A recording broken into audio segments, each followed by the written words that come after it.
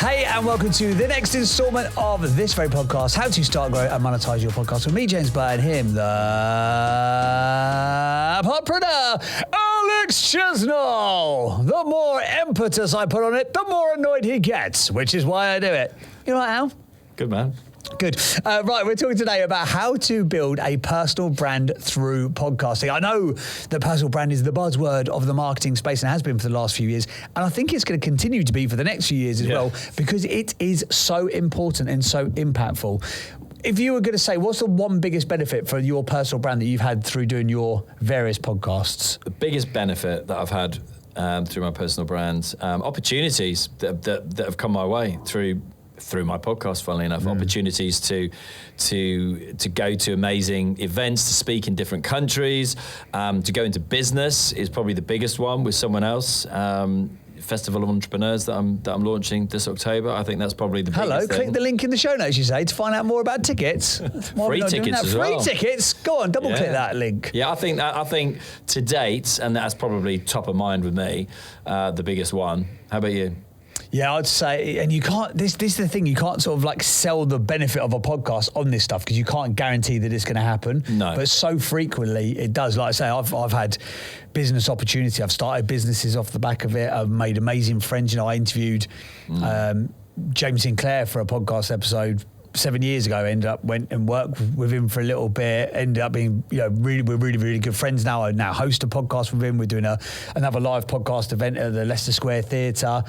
I think it's all of those things, but the top thing that we've sort of got to talk about here is becoming the go-to expert and how it establishes credibility. Well, we wouldn't be doing this podcast if by hosting our own podcast, which led to us both starting different podcast agencies, has led to us doing a podcast about podcasting. How many times could you get the word podcast into one sentence? Quite a few, it turns out. No, you're absolutely right. And I think I remember when Clubhouse first popped. Yeah, and I'd never seen anything like Clubhouse for like gaining reach. Like I was adding 500 people a day on Instagram. I was adding 1,000 people a day on Clubhouse directly itself. We'd set up, if anyone remembers, Clubhouse is the audio platform.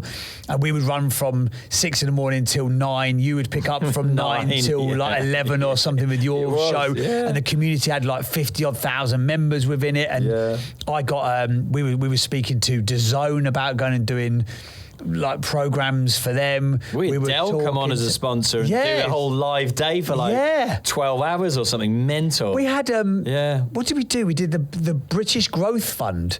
So we had Boris Johnson delivering. I mean, it was absolute bullshit. Yeah. But it was so weird. The whole thing was so weird. So that, in terms of, I'd never seen anything in terms of like reach building as quick as Clubhouse. But I was still saying at the time that podcasting, and I've worked in PR, marketing, brand, I don't think there's anything as good as podcasting for establishing credibility. I think because it's long form and because it is like, you will get caught out. If you don't know your stuff and you're talking for 15, 20, 30, 60, 90 minutes, you will get caught out. And that's the thing I used to say on Clubhouse. There's so many people on there who could reiterate the same message again and again, or if they were talking about a different subject, would just sort of waffle on for a little bit. But actually, in terms of the credibility thing, I think, and because it's not easy to do a podcast, because it's a bit more complicated. Like everyone can take a selfie, everyone can shoot a selfie, do a video. You can do a live feed, but actually, podcasting has got, by its own definition, sort of intrinsic credibility built into it. And prior to podcasting, again, I used to work in the radio space within PR. That radio was the most trusted form of media when we were looking at mainstream. And I wonder if there's something about people's connection with a voice. Yeah, I think you're right. That leads to credibility and just belies belief. And that's what I think it comes to. So the other great thing when you become the go-to expert in your space and you get that credibility, is you can almost, I call it a director's loan. You can director's loan that credibility to other stuff that you're doing. If you can build a podcast that's big in branding, or is big in physiotherapy, or is big in photography, then you can utilize the benefit, and we're going to talk about this in a second, how to go beyond a podcast with the reach of the content that you make. But you can lend that credibility that you get as a host of a podcast and put it into different spaces in your business. Have you found that to be the case with what you've done. Yeah, and I think going on to your next point as well, you've seen that happen, so many times that off the back of, that podcast, you go on to see people, or they've done it the other way around, to actually write a book, and you elevate the authority again. You start a blog and you talk about that thing that you're known for. What other examples are there that I can think of? Speaking, you said about speaking gigs again. The opportunity to do that. I always remember, for me, that was how I landed speaking. People actually, heard me talking about startups on my podcast. I was at Virgin Startup at the time, and the next thing you know, I'm in Italy and I'm in Sweden speaking at events for startups, and I was just like, oh, this is living the dream. Absolutely loved it. And funnily enough, to come full circle, I've got a meeting this week. This was 2017 and 2018. I've got a meeting with the organisers of those events who are looking to collaborate, because they're still doing other events, and they've seen me doing the Festival of Entrepreneurs. Check the link in the show notes, at the NEC October the 8th and 9th this year. So let's touch on that. So expanding beyond your podcast, so blogs, books. We talked in I think it was probably the last episode, we talked about like short form content and how important it is. But the great thing about a podcast is that by definition of what you're doing, you are creating a standalone piece of long form or long-ish form content. We're going to probably talk about this episode for 15, 20 minutes. By definition, some people go, well, that's not long, but it's long enough to repurpose from. And I think this is one of the key things that we would suggest to people in terms of expanding your reach beyond the podcast, is utilize that long form content in ways that can make you this other short form stuff. And short form, by the way, isn't just a video clip or anything like that. There's a really good way, and I've kind of like structured it through some branding clients I've been working with. Take the long form, if you want to do it this way. If you're pushed for time, maybe you've got a team around the whole stuff that you're doing, and you could just allocate them to do this. But if you are pushed for time and you want to utilize things like AI, for example, take the audio from the podcast and run it through Otter. Otter.ai. It costs you about $10 a month. Then from that Otter AI transcript, you will get the transcript in different formats. I would then say, give ChatGPT, create a channel about your podcast, about who you're trying to resonate with, who you're trying to reach, the credibility that you're trying to create, the audience you're trying to resonate with, and then put the transcript into ChatGPT and say, based on the audience that we're trying to appeal to and the expertise I'm trying to build, please write me a 500-word blog based on this transcript. From that transcript, you might then want to, what I don't suggest you do is then just copy and paste it and just chuck that out there, because you can see when something's been ChatGPT written at the moment. Obviously, it's going to get better. Claude is the same, and there's a bunch of other stuff out there as well. Gemini on Google. But take that transcript, and that will do 90% of the heavy lifting for you. Then you might need to just humanize it and tweak it. And we talked about humanizing it in a previous episode. But then what you could also do, you can go, oh, that's cool for a blog. But then what you could do is take that blog, run it back through ChatGPT once you've humanized it, and say, right, based on this blog, give me a 10-slide carousel with the key points. Okay, cool, it's going to do that. Right, from that, pick out the one thing that is the most important quote out of all that stuff. Right, now write me a post that's based on this. So all of a sudden you've got your main podcast sort of piece of content, you've got the main video, you then got the clips and the short form content that we always bang about as a way of extending the reach. You've now got a blog, you've now got a carousel, you've now got quote graphics. So all of a sudden you've got 6 pieces of content. So every single week, if you did nothing else, you could just be churning that content out, which expands the reach. Now, some people like to listen. Some people like to watch. Some people like to read. So whether they're auditory, visual, kinesthetic, whatever their format of how they absorb information, if you're hitting those different touch points, then you'll resonate with different audiences in different ways. I started a blog recently about a completely different subject. Sorry, you got a load of subscribers off the bat. Yeah, it's like 1,250 people. That's mental. 1,250 people now read an 8-minute blog every single week that I put out. How did you get those people? I know, just put it out on LinkedIn. LinkedIn newsletters, that's a good little hack. Yeah. So if you're trying to build authority and utilize your podcast content, look at newsletters on LinkedIn. LinkedIn courses. I just did 3 courses for LinkedIn. Yep. Off the back, again, my perceived expertise in podcasting. Not perceived, your actual. Your deep-seated expertise. Consistency, a key point with the sort of trying to build your personal brand through podcasting, and I think it goes across every variant of podcasting. 100%. Consistency is key. If there's one thing that's going to make or break your podcast, it is going to be the consistency. Yeah. It's hard to be consistent when you are first starting out. It might be hard if you've got a small team. that's working on this for you. But trust us, and we've both got this right and got this wrong in various podcast guises that we've been in previously, that if you are not consistent, you will lose the game of podcasting. Yeah. Now, whether the minimum that I'd say you can be doing a podcast is a fortnightly. If you can't do fortnightly, I wouldn't be starting. I'd be waiting until I've batch recorded a bunch of stuff and put it out as a season or a series and then put it out on a weekly basis. But the consistency is key.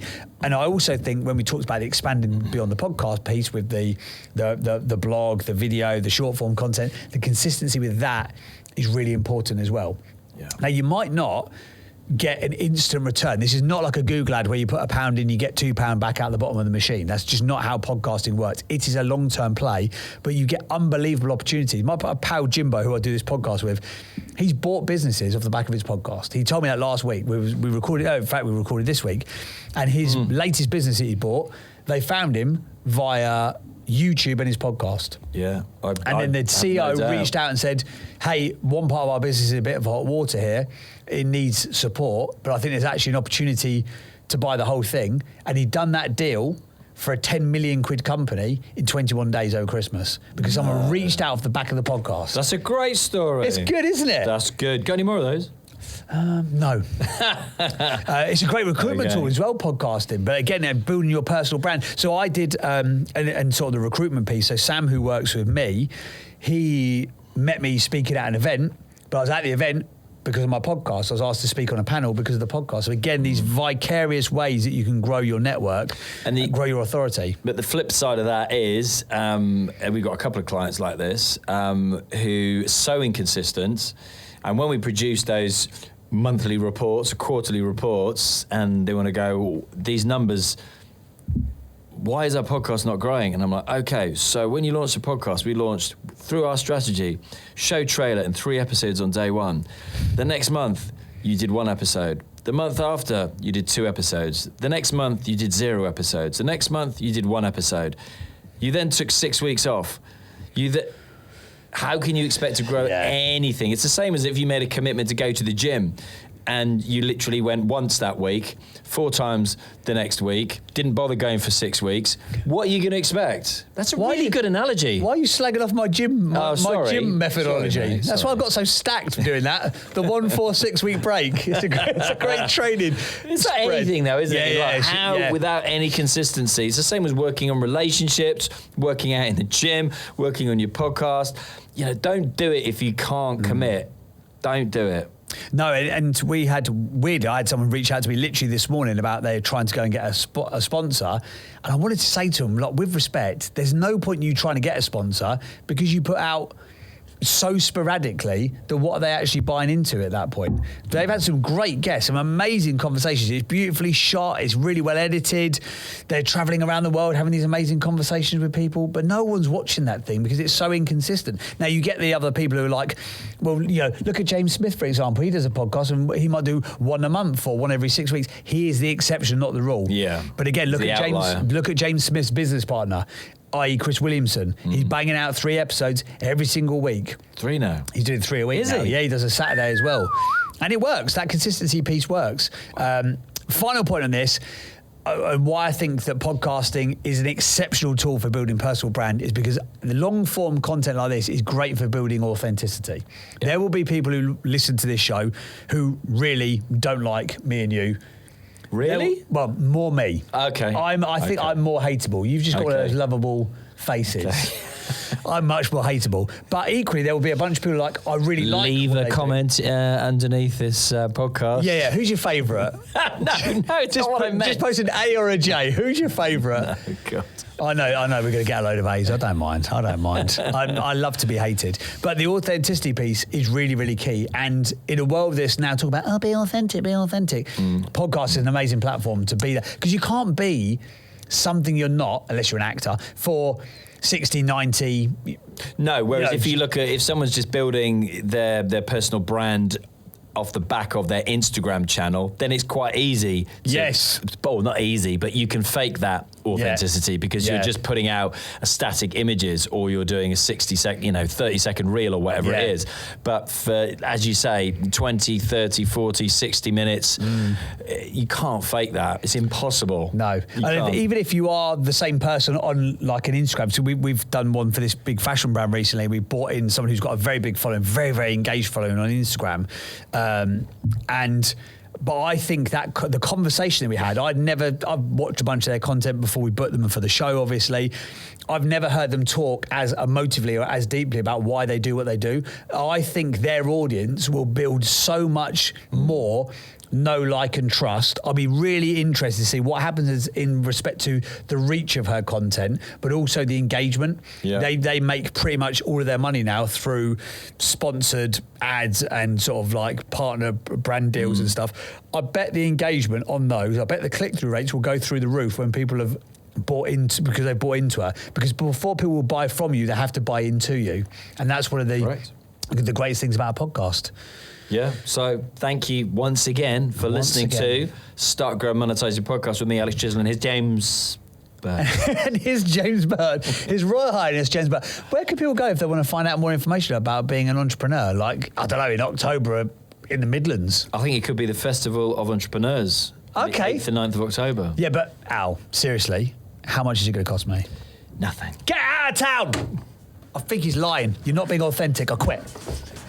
Go join. Bye. Thank you very much for listening.